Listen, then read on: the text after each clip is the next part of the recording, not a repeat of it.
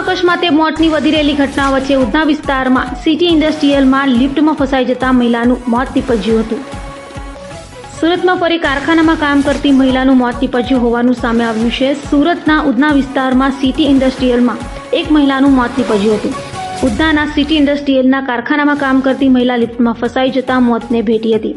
તો બનાવની જાણ થતાં પોલીસ કાફલો સ્થળે દોડી ગયો હતો અને લાશનો કબજો લઈ પીએમ અર્થે ખસેડી વધુ તપાસ હાથ ધરી હતી।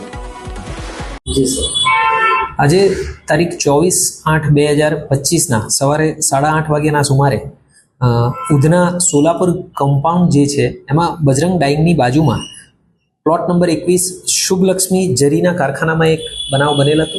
એમાં જે એક મહિલા છે પિંકી વિરેન્દ્ર પ્રસાદ કે જેમની ઉંમર આશરે 45 વર્ષ છે, આ મહિલા જરીના કારખાનામાં છેલ્લા 6-1 માસથી ત્યાં આગળ કામ કરી રહ્યા હતા।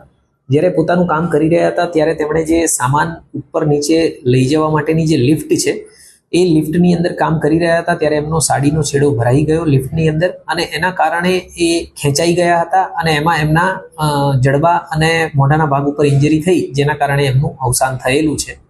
હાલ આ બાબતે આગળની એડી દાખલ કરી અને આગળની તપાસ ચાલુ છે।